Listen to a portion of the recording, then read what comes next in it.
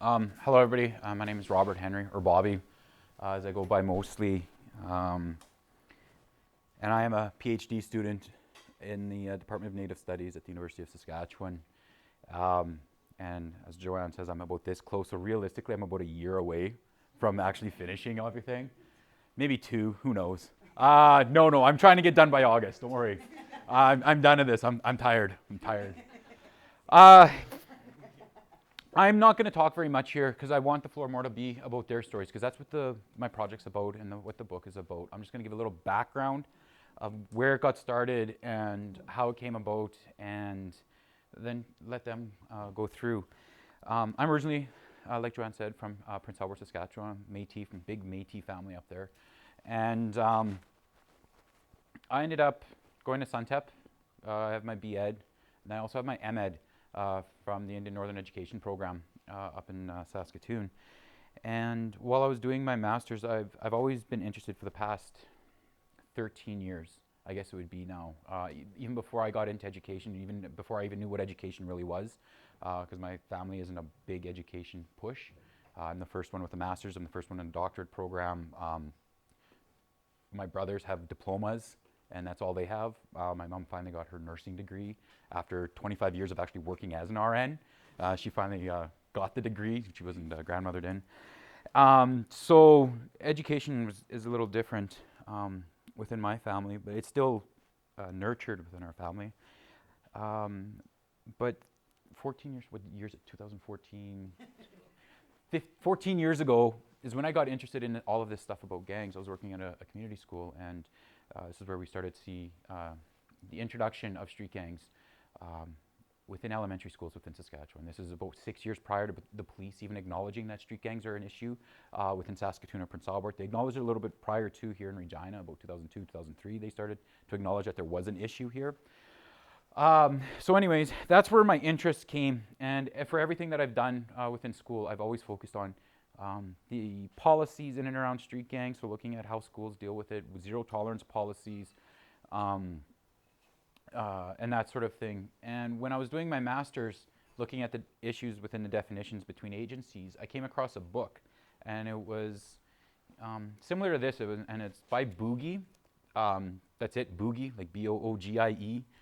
Nothing else I know about him, besides that he is from Slovenia, and he's an artist, and he goes around taking pictures in parts of the world that people are afraid to go into. So the book that I found was It's All Good, and it was in New York, and it was looking at the lifestyle of individuals in New York, and he went through there and took pictures of it.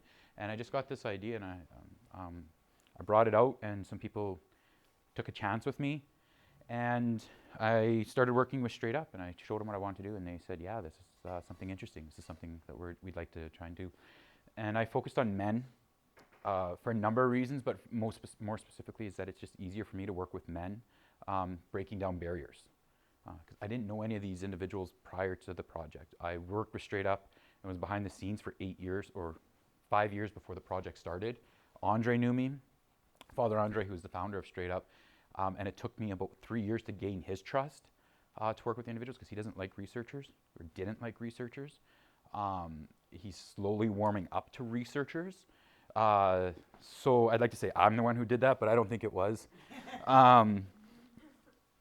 But so I was behind the scenes, and I didn't know any of the individuals. So it was easier for me to start working with the men and understanding masculinity, because what I was trying to understand was, what is this tough guy's pose? What is this masculine, hyper masculine ideas of oneself, and how do they come out within the street gang? How does the street gang help bring this forward for Indigenous men? And how do they learn how to do this? Because it's not trained. The Aboriginal people are not more violent. We're trained due to social issues and everything else. And a different talk for a different time. That was for this afternoon little talk. This one's not about that. This one's about just listening to stories and everything else. What happened was I did a photo voice project. And photo voice, for those of you that don't know photo voice, it's you give cameras to people. You do interviews and you give them cameras, and they get to take pictures of their life. And because one of the things is that we can do interviews with individuals, but what I'm finding even more using photo voice more and more now is that you get so much more with a photo. Because somebody can go back and tell you about an incident, but when you go back and you take a picture of that part and you bring it back again, it goes to a deeper level. You create a deeper connection to what you're trying to do. And I started to see that with this project with the guys. And it had to be modified too. Usually you give cameras to people and they bring them back. But with this one, Dave couldn't drive, Shane couldn't drive anywhere. So I became chauffeurs for some of the individuals to drive around, to go to different places because they couldn't get there due to transportation. So when we do research, we have to understand that the biggest thing is to make sure that those who we are partnering with, not who we're researching on, but who we're partnering with this research, that their lives don't become disrupted to a point that it becomes a burden onto them. Rather, it should be working together to try and understand the best ways in which we can go about doing this. So the photo voice was good because it helped me understand what was going on, but the methods that they used just didn't fit the realities that the men were in. So I had to modify it as we went through, and it was only through the relationships that I was able to build up with Straight Up that we were able to do this, because I know for a fact that the University Ethics would never have allowed me to go into vehicles with ex-gang members if I would have put it on my ethics form that I will be driving with them. Never would have happened. Because again, there's such a fear around gangs within the community. The word is so powerful, and it incites so much fear within individuals that we start blocking off what we want to know and what we want to understand just to say they're evil people, and they're not. And that's what I've been trying to explain throughout my entire time. But with the book, with the research project, I was able to hook some of the guys in to say that we're going to make a book, and it's to give back to the community. The books are for sale now, but the proceeds go back to Straight Up. I don't collect any of the money. I collect the money, but the money goes to Straight Up. Like I put it in my pocket and I go to a bank and then it goes to Straight Up. But the reason for it is that it's not me, it's not mine, it's their stories, they own it. Every little bit of the process, their stories in there, I went back to them and had them sign off and say, read this, is it your story, does it make sense? And if they said no, then we went and made some changes. Are these the pictures you want to use? Yes, these are the pictures you want to use. Okay, is this what you mean by the pictures again in the little back? Yes, this is what I mean. So it's all them. That's why it's not written. I didn't write any of this. I just put it together. I just gave a venue for some of the individuals to talk or to tell their story, and that's what the main thing is here, is to start for people to understand that when we read the stories, what we see in here is there's a lot of common themes that run through, and the men are aged 21 to 43. And their lives, if you start from the earliest memory that they have, that I asked them to do, and we work our way through to that they get out, they seem to follow a very similar trajectory, even with 20 years in between. So we can start seeing that, and now we can start collecting and understanding that it's not a choice, that they're not choosing to join a gang at 11 years old, 10 years old, 6 years old, 16, 17, 18. They're not choosing it. Just limited opportunities have just forced them to make certain decisions that just seem to go in this path. And we need to start looking at where those spaces are to open them up for more opportunities. Because one of the biggest misconceptions that I have when I teach a class on campus about North American street gangs is that they're illiterate. We have this misconception that gang members are illiterate. They're dropped out of school, so they don't have any literacy. They're illiterate. I can guarantee you right now that their math skills and their literacy skills are higher than ours. It's just the context in which they're used. So if we take a kid who's 8 years old, 9 years old here, and we put them out on the street and say, okay, go out there and look at the signs, look at all the tagging, they can start telling you what's going on. Have a book in front of them with the same letters, different story, different context, because out here it's life. The words don't mean anything. So we have to try and open up these opportunities to change things around. That's for education, for nursing and medical students and anybody in the health profession. We have to understand that the trauma inflicted within this lifestyle is something that I will never truly understand. I can hear the stories, but I will never feel that trauma. I don't know what it'll be like to close my eyes and to have people who I have done things to come back and the memory coming to haunt me all the time when I close my eyes. I'm not going to be the one who's laying on the ground with my ankle shattered. I'm not the one who's laying on the ground with a knife wounds in me. I will never know that. I hope I will never know that. came close with Dave down here doing the picture, but different story he can tell if he wants. But I'll never understand that, and that's part of this. And my dissertation, I could have left this and did this after my dissertation and focused the last 9 months getting my dissertation done. I would probably be done by now if I would actually just focus on my dissertation. But it wasn't part of the research process. They wanted the book. It was part of them to get out before I could actually get my stuff done. So this is part of the whole process of doing what I hope is good community-based research, that the community itself begins to benefit, and then we can start doing things like this where they can get their stories out there, they can talk to people, they'll answer questions with people, but you get to know who they are. Because their lives are so interesting. And it's not interesting to like, oh, let's put them on a spectacle. It's interesting to understand how they actually survived to be where they are today and how they're making a go of it today, even with everything else that was in front of them. So that's what the everything is. The name of the book came from an individual that was supposed to come down here with us, but he couldn't. His PO wouldn't let him out of the city. So it happens, right? It's life. It just happens sometimes. But it comes from one of the things he said. There's days like my face is marked up from gang battles and parking lots, from home invasions, people rolling up on me, and I have no weapons. Even in front of my kids, people were rolling up, And that's the sad life about it. There's so much dark days, and then you have some little bright days. But there's more dark nights in that life than there are bright days. And that's the whole point, is they always had hope with what was going on, and they understand that there are brighter days ahead. That if we can just get out of it, that there are brighter days ahead. And that's why they're, from my understanding of what they're, and what hopefully they'll talk about. If they don't, they'll say whatever they want. It's their floor. Like I said, they can call me whatever they want up here. It's no hard feelings. Saskatoon's 3 hours away. Davidson's halfway. It's all good. But that's what it is. It's a sign for hope for kids to pick it up, and because one of the parts of Straight Up is that they go to communities to try and educate people about what's going on, and they try and talk to youth and have youth change the trajectories that they're going, so that they can learn from their stories. So it's just another medium that Straight Up can use to go to the communities and say, here you go. The other thing too is, I call it a coffee book. And it's not to just anything about it, but it's a book that can just go on a coffee table in your house, and you can just sit there, and then people look at it and they start flipping through, and it can start conversations. And I've had a lot of friends who bought the book and put it down, and their parents come and say, you read a book? And it's like, yeah, look at it. And they flip through, and there's conversations that start with it.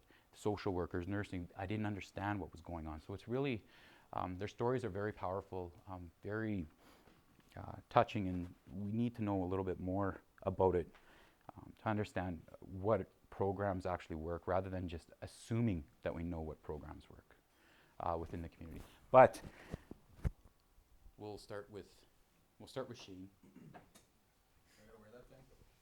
Yeah.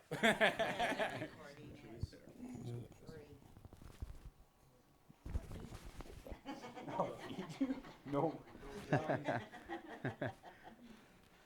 Hey, good evening, everybody.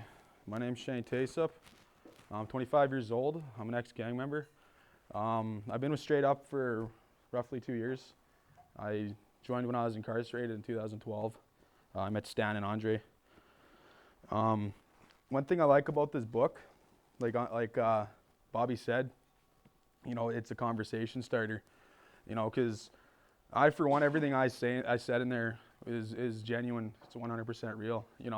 Like I've been shot, I've been stabbed. I've also been behind the trigger. I'm not gonna get into detail about that, but with dealing with the trauma, it's scarring. Because you develop anxiety about what you did. Is it gonna happen to you? Is it gonna happen when you're with your kids, or is it gonna happen when you least expect it, even in your sleep? You don't know, right? So like me, I got insomnia. Like I had insomnia for a long time. I couldn't sleep. I slept with a gun because I didn't want to get hurt, because that's just how I am. It's gonna be either me or you, and I know it's not gonna be me. So that really messed with me, psychologically. And over the years though, it subsided, it stopped. And I basically started living a normal life again. And I got 2 children. I got a 6-year-old and a 4-year-old. I got a son and a daughter. I actually went and saw my son today. He goes to Albert School. He attends Albert School here on Robinson. And the thing with that is I can't just go see him because me and his mom and his auntie, we're not on talking terms, right? So I can't just go see him and say, hey, how's it going, son? So I kind of went and surprised him to see him because I love my kids, you know. There's no doubt about that, you know. And but when I was, I'll tell you a little story. When I was 15, I lived in Calgary, and I was hanging out with my buddies, and we were drinking, whatever. And we were too young to get alcohol, right? So we thought we'd go up to this guy and ask him. And he didn't want to get us alcohol. He was waiting for the bus, and we're just being drunk and persistent. We're like, well, come on, liquor store is right there. It's 40 steps away. We'll tell the bus to wait. He says, no. He says, get away from me, you dirty Indians, right? So my buddy, you know, lost it, punched him out, and he tried to get up, and then I started fighting him. He went on the ground, and I jumped on his head with both my feet twice. And he started seizuring, and we took off. You know, we left. Obviously, we're not going to stick around. And within the first 24 hours, all my peers, they got caught, and they were in custody. I was the last one to get caught. And when I did get caught, I guess they placed all the blame on me. So when they came and arrested me, my mom asked me the day before I got arrested, she said, did you have something to do with this? Because it was in the paper, and the authorities were so disgusted about it, right, that they put it on the front page. And my mom said, well, were you a part of this? And I said, no. So then the next morning I got arrested, right, and they came and took me in, and I went to court that following after the weekend, and the judge was so disgusted with what we did, she didn't even give us another court date. She just said, when this guy wakes up out of his coma, that's when we'll deal with this.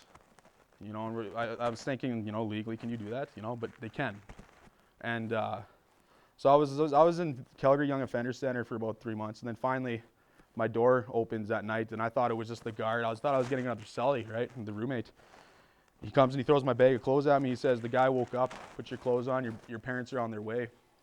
So I'm like, all right. Sure enough, got out, went home, and they placed me on house arrest. I was 15 years old, and I had this, they put an ankle bracelet on me. And the judge made an exception because of the nature of the crime. So I'm sitting there on house arrest, and finally we had to move back to Saskatoon because I guess the guy was a drug dealer. He was affiliated with some people that didn't like what happened. So she was worried that our door was going to get kicked in. So she goes, we're moving back to Saskatoon. So then, sure enough, we moved back down. And then I had trial back out in Calgary on my 16th birthday. And, you know, when I saw this guy in the courtroom, he was a vegetable. You know, he couldn't recognize us, couldn't point us out. You know, and he had his little boy with him, maybe it's about 5 years old at the time. And I remember that they asked if he could identify any of us, and he couldn't. But because everyone else admitted to doing it, you know, there's no question, right?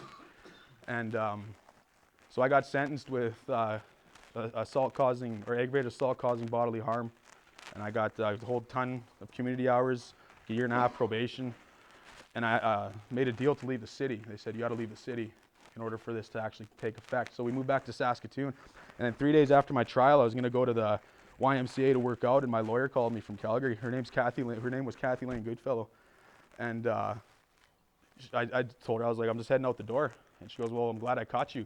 She goes, you know the man that you assaulted? I was like, yeah, what about him? She's like, well, he passed away 2 days ago from from swelling in the brain because of the injuries you guys caused. And she said, but I'm just calling to let you know they can't charge you. They can't come back and say, hey, you're under arrest for murder, because I was already convicted, right? So, you know, she said, how does it feel knowing you're responsible for something like that? And I just said, well, you know, I'm 16. I don't know what to feel, you know. It kind of just put me in a darker place, and in a sense, it kind of boosted my ego, right? Because I'm young, dumb, and I'm thinking, hey, I got away with this. I'm gonna go do it again. You know, who can stop me, right? And you know, things only got worse. You know, like when I was 18, I was walking back home, and it was about midnight, middle of the night, and this car comes speeding by me, and there's this guy leaning out the window, and he starts shooting at me. So I hit the dirt, you know, I get on the ground. Car drives off. I stand up, and I just kept on walking. And this was by the 7-Eleven there in Pennygrass in Saskatoon. And I noticed I started to get a pain in my leg and felt my leg, and there's a whole bunch of blood, and it turns out I got shot, right? And I'm just like, what the hell? And I didn't go to the hospital. I didn't want to. So I went to my uncle's, and, you know, I told him to give me some tweezers or something to pull it out. And the bullet didn't even go all the way in. It was still sticking out of my leg. So I took it out, and yeah, to this day I got a bullet hole in my leg. But, you know, but what I like about this book is what it's done for me, you know. Like Bobby said, it may be insignificant to a lot of people, or they just don't care, you know. But for us, it's an achievement, you know. It's not every day you get someone to come up to you and say, hey, can I document your life? You know, you got an interesting life. And I'm just thinking, what's so great about my life?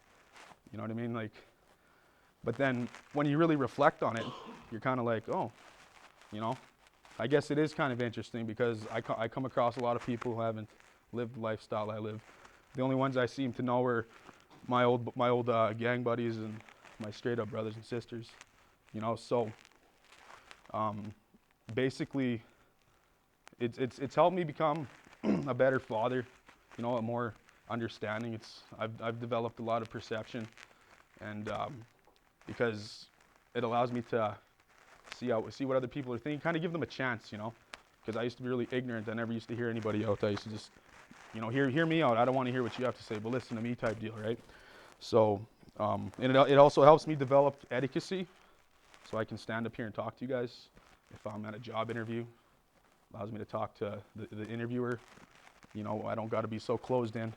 And there's three things that Andre and Stan say that you guys allow us to do, because when we're in that lifestyle, or when we're growing up, you know, we learn not to share, not to feel, you know. And I forget the other one, but that's what you guys help us do, you know, because we never used to share this, because we were so ashamed of it, thinking, you know, who's gonna learn from me?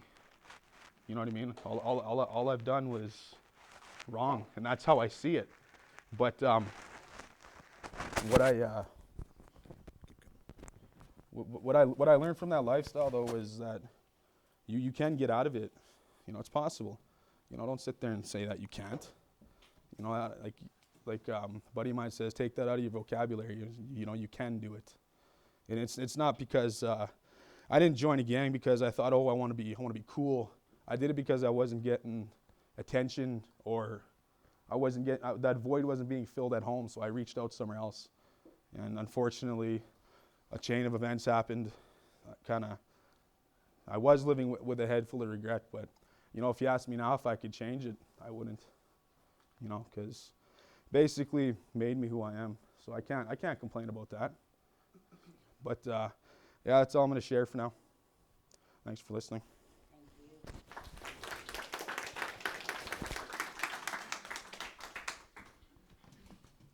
Oh, I just want to Spotlight's sit on down. you. Spotlight's on you. Yeah, it's all your fault. Last time I come to Regina, And if you just want to stick that Oh. in your, I'm all tangled up. you can just pop that in your pocket. Pop that in my pocket.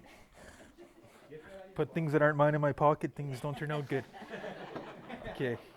Anyways, my name is David Johnson. I'm 29. I don't know. I guess a lot of what Shane said is kind of, you know, kind of have similar stories. I got the same background and stuff. Mine's different in the fact that, well, my life started out even when I was inside my mom. I was in jail. My mom was in prison for killing my dad. So for the 9 months that I was inside her, I was actually incarcerated. So before I was even born, I was in jail. So,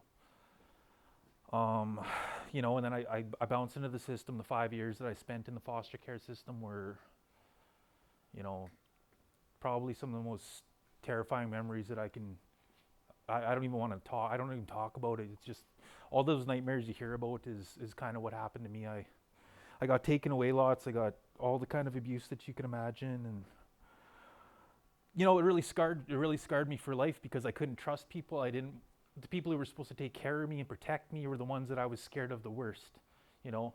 And when I was 5 years old, I got adopted, you know, into a white family in a white community, and my life turned around, right? I mean, finally people were giving me a birthday. Finally I had a Christmas. You know, finally people were telling me they loved me and hugging me and stuff, but I didn't know how to deal with it. I emotionally just shut myself off at a very young age. But anyways,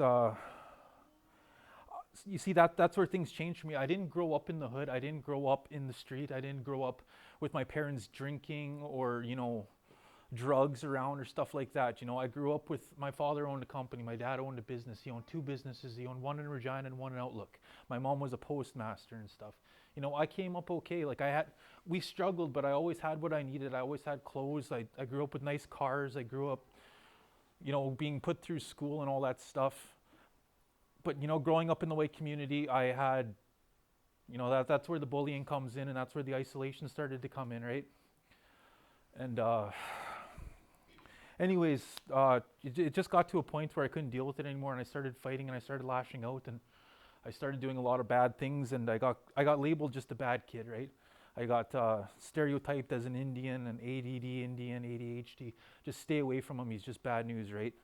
So that's kind of where things started to go bad. And anyways, I've got 2 sisters. I got one older one and one younger one. My older one was involved with some bad people. She always dated the drug dealers. She always got tied up with the wrong crowd and stuff like that.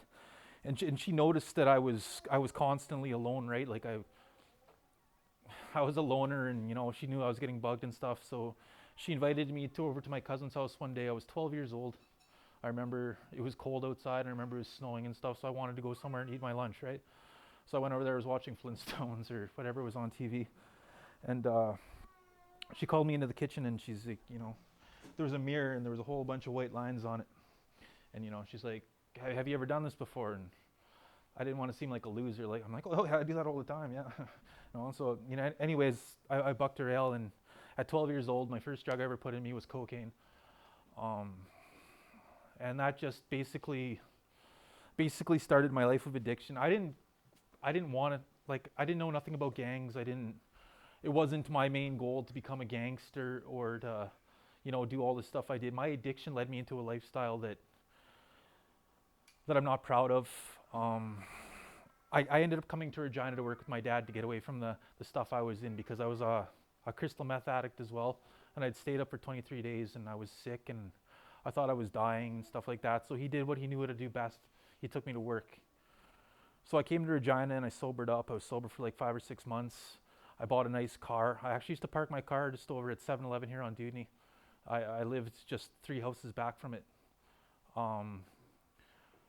Anyways, one day I got approached by 3 guys, and they walked up to me, and you know, nice car, all this or that, you know, started talking to me. Can you give me a ride somewhere? And I was like, okay, well, yeah, I'll give you guys a ride. And I drove them across the city, and I dropped them off at another convenience store. They left me a cigarette pack with an address, and it was a park. They said, you want to come drink here later? And I was sick of being sober. I was sick of just sick of everything. So I was like, yeah, I'll come drink with you guys. And anyways, I got there, and they'd been drinking all day. I'd worked all day, and you know, they'd been drinking. They're on their 2nd or 3rd 2-6, and they started talking to me. I didn't know nothing about gangs. I didn't know the lingo. I didn't know nothing, right? And they're like, you think you can be down? You think you can be down? And I didn't know what down was. I'm like, oh yeah, I think I can be down. And before I could even finish that sentence, I had a 2-6 bottle smashed over the back of my head. I took a minute in the park, and I didn't know what happened. I just remember there's 3 guys stomping me, spitting on me, calling me, you know, bitch, pussy, and stuff like that. And I got up, cleaned myself off, and went home. Next day, did the exact same thing. Parked my car at that same 7-Eleven. I was going to show them I wasn't scared, right? And anyways, they approached me the next day, and they walked up to me with their hand out like this. You know, shook my hand, pulled me close, and said, "You're baby bro now." And I said, okay, and that's... It's weird. My life has just been a series of events where I just keep seeming to fall into stuff. Like, I fell into straight up. I wasn't looking for straight up. I fell into my gang. I fell into addiction. It's just been just a series of bad events. But in any case, you know, gang life, all it brought me was a bunch of scars and bad memories and a lot of regret. I got 2 little girls, Parker and Neve. Neve is my 10-year-old. I had to I couldn't leave my lifestyle. One day I had to leave all my drugs and all my stuff out for my ex to find because I wasn't man enough to tell her that I was still involved with what I was involved with. And before the day was done, I got a call on my cell phone telling me that she'd taken my daughter away and that I would never see her again. And that's probably been the hardest part of this whole entire life, was the fact that I had to give up my kid, because I started changing. I can pinpoint the exact moment where I decided that, you know, my life was worth living again. It was when I was holding my little girl for the first time. You know, she was my everything. That little girl was my heart. But, you know, 5 years ago, I've been to treatment 7 times trying to get my life on track. I've been to every treatment center in this province, detox, hundreds of times, you know, just, I've had a really sick lifestyle. But 5 years ago, I got out of my last treatment center, and I decided I can either come back to Regina and try to get back with my clique. I could either go to the Paw, Manitoba. I was just asking people who were at treatment where they were going. And one person said Saskatoon, so I said, okay, well, I guess I'll go to Saskatoon. You know, I'll do a few B&Es and I'll get myself started, and I'll get my life going again. I'll pick up some coke and I'll start selling it again, because I figured that's all I was good for. I came here, I was homeless, or I came to Saskatoon, I was homeless, and I ran into a guy named Father Andre. And he approached me and he said, have you ever been in a gang? And I always lied about it. I lied about it to everybody because I didn't want anybody to know. I didn't want to be labeled as a gang member. I didn't want to be, you know, criticized. I didn't want anything. I just wanted to forget, and I wanted people to think of me something else. But anyways, he told me about Straight Up and how it's, you know, it's the organization that it is. And I went to a presentation one day, and, you know, it made sense to me. You know, it made sense to me that I wasn't bad, I was sick, and if I was sick, I could heal. And that's what really started the ball rolling on my life. That is today. That was 5 years ago I joined Straight Up. I've since had another child. Me and my wife are both ex-gang members. We're trying to get our lives together. I've started a trade. I've got my plumbing trade on the go. I've got a small business. I'm glad to say that my little girl has never ever seen me high, never seen me cops come bang down my door and see me get arrested. My 10-year-old's seen that happen all the time. It was never a guaranteed thing that I was going to be out of jail. I'd get out of jail and I'd go right back in. It was just a never-ending cycle of jail, treatment, hospital.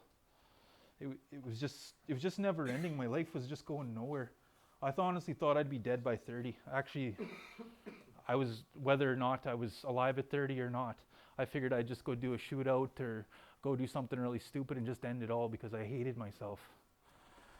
But in the last 5 years, I've managed to overcome my addictions.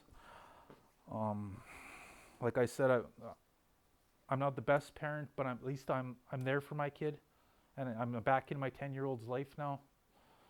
You know, life has come such a long ways, and this book is, the reason I did this book is so that I can give this to my kid someday, so she can understand where I came from, you know, what I've done, because she's never seen me that way, and I don't ever want her to see me that way. When I got approached by Bobby to do this book, it was, you know, I didn't know what the hell he thought he was going to get from my story. You know, I just thought that he was going to use it to better himself or whatever. You know, like, I didn't trust this white boy. No, that's just the way it is. I don't trust people. But getting to know him, we drove the 2.5 hours down to Regina from Saskatoon, and the whole time I was, you know, I was seriously like interrogating him. I was trying to get to the bottom of who he was, what he was doing, you know, and I was making sure that I could trust this guy enough with my story that he wasn't going to spin it in a way that, you know, made me sound like some sort of animal or something, right? But anyways, I'll tell you a little story about when we were doing this book. There's a guy on the front page, or on the front cover here. He's throwing up his NSK symbol. We were about 2 blocks that way, about a block in. I told him that I didn't want to get out of the car. I didn't want to do anything. You know, I just wanted to get out, quickly take my pictures, hop back in the car, and get away from here. I hated this city. I don't want to be any part of this city. But anyways, he convinced me that that we could walk around. He's like, it's 10 o'clock on a Saturday and nobody's going to be around and this or that. And So, okay, all right, we got out of the car, parked the car at 7-Eleven, started walking down the street. Less than a block in, all of a sudden these 3 NSK members jump out. And I wasn't even thinking when I got dressed that morning. I got dressed entirely in black. I was thinking, oh shit, you know, like that's NS colors, right? So anyways, we got approached by them. And I told Bobby, I said, you know, whatever happens here, I said, just run. I said, just run, get the hell out of here. Anything's a weapon, and I'll find you later, right? Like, I'll take care of this, you just run. He had flip-flops on. I was thinking, oh, shit. He ain't gonna be able to run fast. But these guys approached me, and, you know, we started kind of, you know, started fighting a little bit, not physically, but we were talking to each other and getting in each other's faces and stuff like that. And it took him pulling out his little university card and his little camera to prove that, oh yeah, we're doing a project here, you know. Like, I'm like, shit, they probably think this guy's my PO. But anyways, this guy said that by the time we were done talking, you know, the 2 other guys, they're like, you know, fuck you, we don't want to be any part of this, you know, don't take pictures of us. And this guy's like, yeah, you can take pictures of me as long as I get to be on the cover.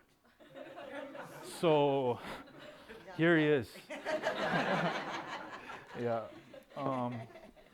You know, that's the kind of interesting things that we get to do with Straight Up. We get to go talk to kids, and the reason I do this now is because to the rest of the world, to most people who don't know me, they just see my rap sheet and they think they see my tattoos and the way I dress and the way I act and where I live and all that stuff, and they just think that, oh, just piece of shit gangster, all this or that. And you know, there's another side to us, you know, like I've been up since 3 o'clock this morning because my little one woke up with a bad dream, and I had to sit there with her and watch cartoons all night. You know, that's who we really are. We're not those scary guys who used to shoot each other and, you know, run around, stab each other and all that. You know, we're human beings too. And the reason I do this now is to, you know, to help the kids and to educate people to know that there is a way out in the life that I left. I'm glad I lived it because I can tell you guys about it, and you guys don't have to go there and do it. You know, take that from us at least.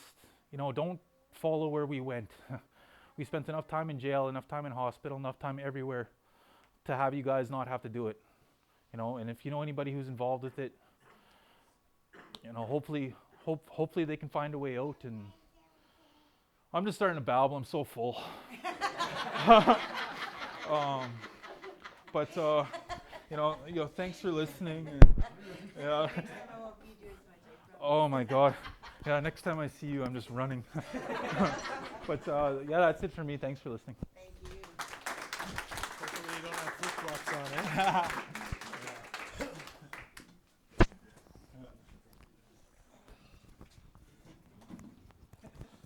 I get you just to hold on to that.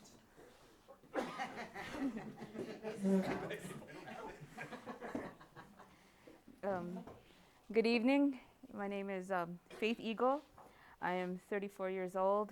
I am actually from, was born and raised in I'm from Sistinwapton, Oyete, Tokanuwan District, South Dakota, and I'm also from Ochapways First Nation.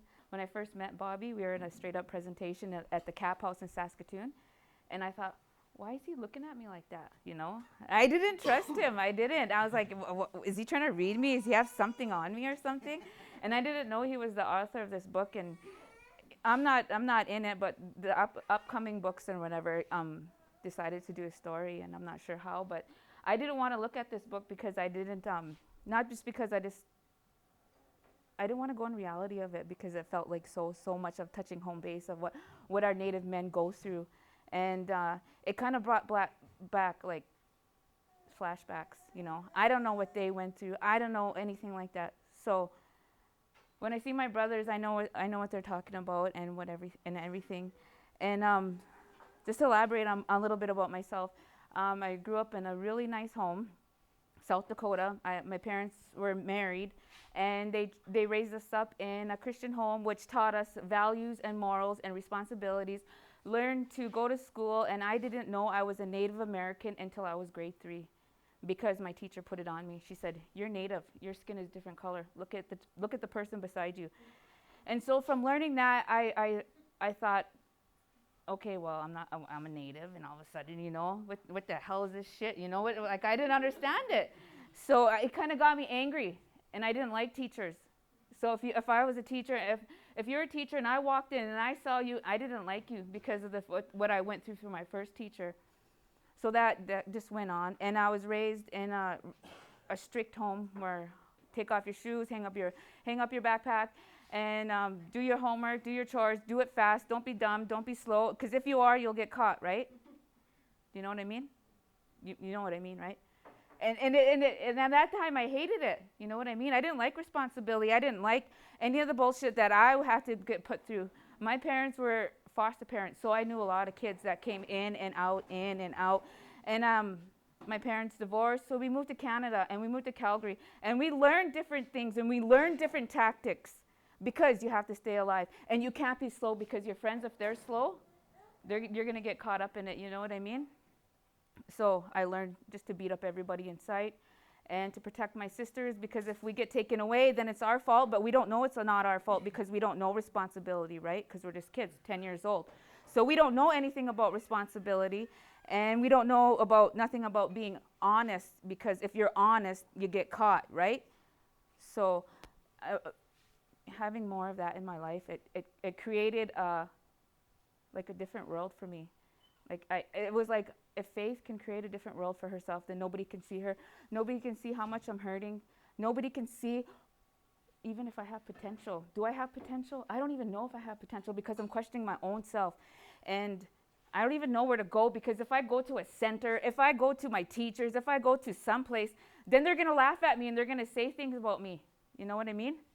And it's not I was scared to look at you. So I try to hide myself. I try to hide myself by being in a gang. Everybody's an addict, everybody drinks, and everybody is, it's based upon that. You work long hours, you got to stay up for hours, you got to be fast, you're good mathematicians. So my kids were learning it. And I thought, okay, well, my son, I thought that was cool. I seen my kid, he's going to Thompson School, he's wearing a flag in the back of his back pocket. And I'm thinking that's cool, but I'm blinded. I'm blinded by the truth and the reality that this is not how you're supposed to raise a child. So he comes back, he gets sent home from school, and like, right on, son, everybody's patting on him back. Oh yeah, you got sent home from school because you had a bandana in your pocket, little bro. Right on, bro, you're representing, you know what I mean? For me, that was cool because I didn't have reality at that time in my life, because I didn't like reality. You know what? Reality for me was getting up, going to the LB, drinking, getting some drugs, and hiding in the room. Put the cartoons on for my kids, tell them to feed themselves, get cereal, go get fries and gravy. That's it. That's all that life is for me at that moment in time.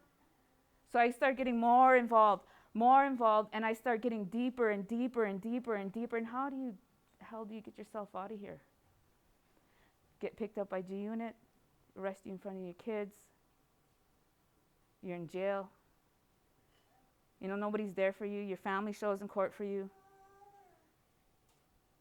And then it was spiraling down for me. And for me, as I thought, if I could just get a little bit past that and just stay there for that moment and just freeze that moment, then maybe I can find reality.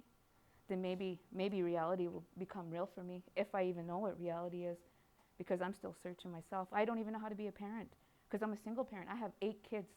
I got 5 baby dads. I wanted to learn how this love thing is, you know what I mean? Because my father told me to look after my siblings when they go to Canada, when we go back and forth. And I never had, my parents are really good parents, but, for me, it kind of just to stop and what is love? You know what I mean? So like I said, I have 5 baby dads. Maybe if I have their first son, they will stay with me. Maybe if I have their first baby, then maybe we'll get married and be happily ever after. I don't even know what the hell that is either, but maybe. That shit didn't happen. Phone calls from jail, kiss through the glass. They're in jail. I'm pissed off at them. I'm so bitter at them because I'm by myself, and I don't even want to be pregnant. You know what I mean? I don't want to be pregnant, but I'm going to hide it from everybody. I'm still addicted to lies, cheating. I'm so ashamed that I don't even want you to look at me. If I'm standing in a room and you see me, you're going to see all my hurts. You're going to see everything that I put myself through because of my addiction. So I didn't know how to climb out of that. So last year, I was like slowly searching it out, slowly searching it out. And I didn't know how to get out of it. I didn't know how to tell my family that, I'm suffering from this. I'm always, because I was always drunk. I was always, picking me up from the hospital or picking me up someplace where I'm hungover, I'm dope sick, cops maybe knocking at the door, Faith's in the hospital again, Faith got in a head-on collision. Faith got shanked up because of my lifestyle, my addictions, because I didn't like reality. So what that did for me is last year was like a turning. How do I get into this? How do I step into it? Where do I go? Who do I ask? How? When everybody's just gonna laugh at me, I'm gonna probably, if I go ask somebody, they're just gonna say, you're just another drunken Indian, you're just another single mom. You live off check to check just to go to the LB or just to try do something, put on a pitiful story. All those lies that were in front of me. I'm like, how do I X those out? How do I go forward? So in September of last year, I thought I had everything hidden. See, this is my imaginary world. This is where you can't see nothing. I thought it was all hidden. So what happened is I didn't think anybody saw me drunk. I didn't think anybody saw me on my antidepressants, on my cocaine abuse. My kids did, but maybe nobody else didn't. The community didn't see it. They didn't see nothing. So I get a knock at the door. Big black truck. Faith. Yep. We're apprehending your kids. So what for? Well, look at you. I was like, what? I'm hungover. Like you can clearly smell it, but I don't want you to be in my reality. Or like I said, I don't know what this reality is. And I'm like, all right, you guys are joking, eh? Nope, you've been under investigation for a long time. So what they did is they go and get my son. And it's still not kicking in yet. My pride and my joys, So my son comes, he goes, Mom, what did you do? And I was like, I didn't do nothing. Make this right. How in the heck do you make this right, son? I said, I don't even know what to do. How do I make this right? And he's sitting there crying and he's just hugging me so tight. You know what I taught him? Be quick, don't say a word, shut up, be fast, don't get caught. I taught my kid that. Now, how do I rewind that? You know what I mean? So how do I tell him to trust these people that are going to take him away? I can't. So he gets taken away and he's crying, my heart's broken. And then all of a sudden I'm walking down the road, and when I'm walking, the vehicle pulls up, and what I taught my kids, shut up, don't say a word, don't answer the door, the cops there, give fake name, give all this stuff because of the lifestyle that I was living. So I see my little ones, they're in the truck. Kids love you unconditionally, but how do you express love when you're so ashamed of yourself? You're so ashamed to be a parent, and you're so ashamed of your addiction and the things that you put yourself through. So my kids, they drew me pictures. I love you, Mommy. They're all in a row, and I gave them all a hug. And I said, and that was my turning point. That was my reality check for me, because my kids are my pride and my joy. Faith is hiding behind addiction. Faith is hiding behind everything. But I don't want you to see Faith, because if you see Faith, and if you see Faith, you're going to see my shame.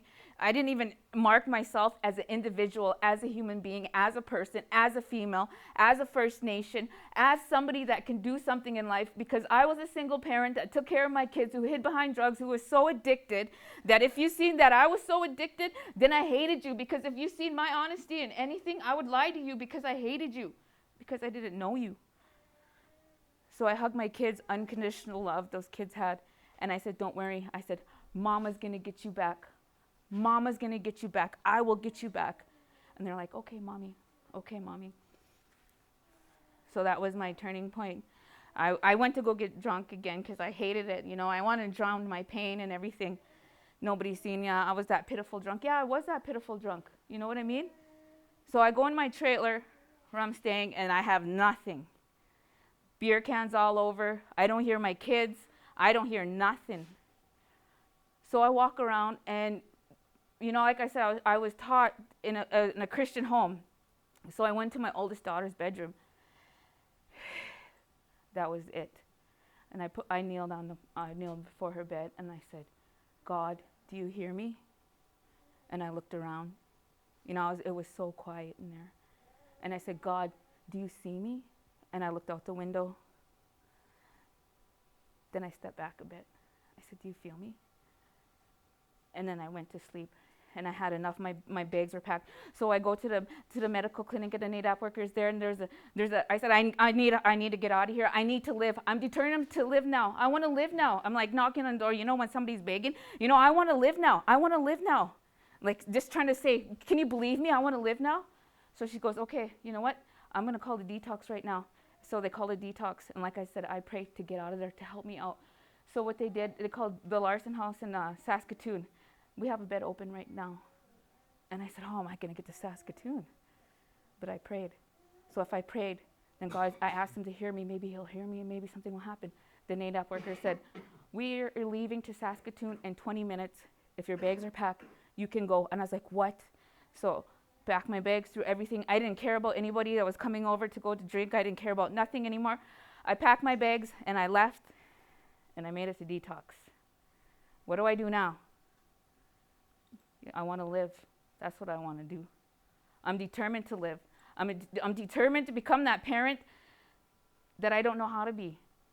I'm determined to be somebody that I was so ashamed to be.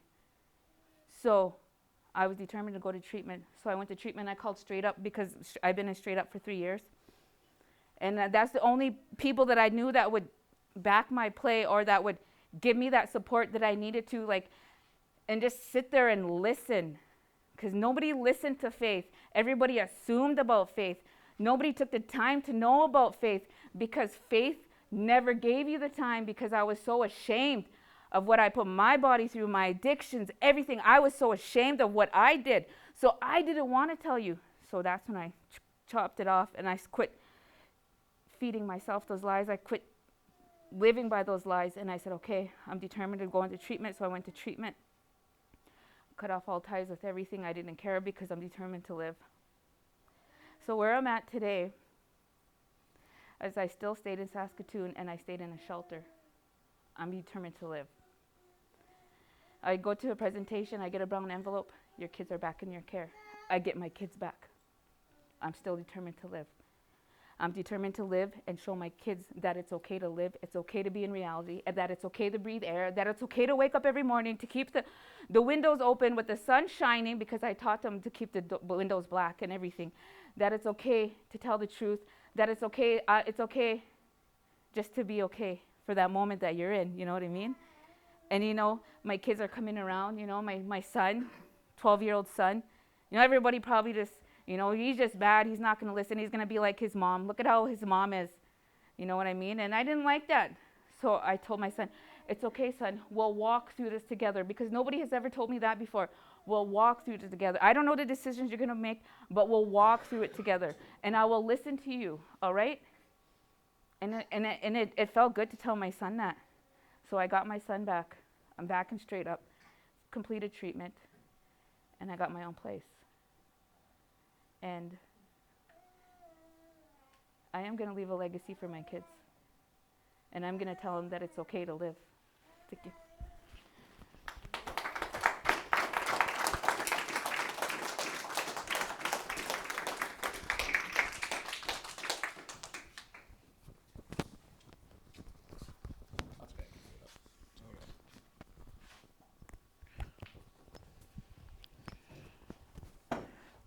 So as you can see, presentation this morning. Oh, why do you guys do this to me all the time? Every time. Real men cry. But you can see that this morning, those of you that made it to this morning's presentation, those 4 of you that made it to this morning. Hey! I brought more people than that showed up than this morning.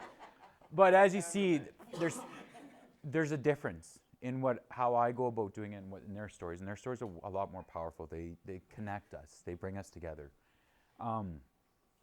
You'll see what's up here, what's going through. I didn't talk about this. These are some of the pictures that were taken by the men as we did the project.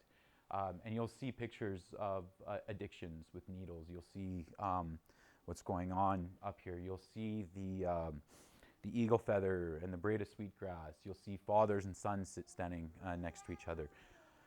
What I asked the individuals to do was to go and take photos of what it was for them to be a man, what they thought masculinity was to be a man. Oh, who am I? What do I see? And they did an amazing job. There's over 500 and some photos were taken. I don't even know how many pages of notes that were done through all of this. So they really opened up. They took me to places that I never thought I would ever have the opportunity to see, that I knew about, that I heard about, but never that I would actually be able to see. Right here, a guy lived here, parties, he would, that's Emo right there, that's actually his place. It used to be a sand pit. Him and his brothers would go run there every party that his mom would have. He became a runner at 3 years old. He was in, I think it was 30-some different foster homes by the time he was 15, because he was a runner. 13, he watched his best friend die in front of him. So he brought us into that life. He brought us there. Shane brought me into his life and how he got out, how he connected with God. And Jesus became his connection, his stable point where he could look to go through. The violence and the alcohol that's brought in. Dave brought me into stories where the day where he got jumped, where he got his beat in. You'll see one of the photos up here. We actually went walking, and what's really interesting with all of this is that spot where he got beat in, we went there and he said, yeah, this is where it happened. And we take a step and we look down and there was broken glass. And it's like, yeah, that's the glass that like hit me. So we took a photo of that, and we take 2 more steps and there's blood right where he got beat in too, in the exact same spot. So it really, after that happened, we sat down on a park bench and we were talking for a little while about everything else that was going on. So it opened up a lot of stuff that I don't think they knew that they were going to share, and I learned a lot. But this is now a time to open up for questions for anybody. If anybody has a question about the research project itself, like I said, they're honest. What they're not saying is that, yeah, they were, when we first met, if I didn't have the relationship with Andre, they would never have talked to me. And with the money, the proceeds from this, we're going to try and do something with the women in Straight Up, and try and get their stories told, because it is a lot, we focus a lot on men within this type of lifestyle, and the women's voices are hidden. So basically how to break that barrier down was I told the women that let's just get the guys done first, and whatever we can fix or you want to do different to be better than the guys, then let's do it that way. So now they're excited and they're starting to work, but again, like Faith said, who is that guy looking at me when I'm walking around, because I'm always on the outside, never on the inside. And it isn't until this book happened and it showed up that I'm here that some trust is starting to be built up. And that's what this is all about, is just trying to build that trust.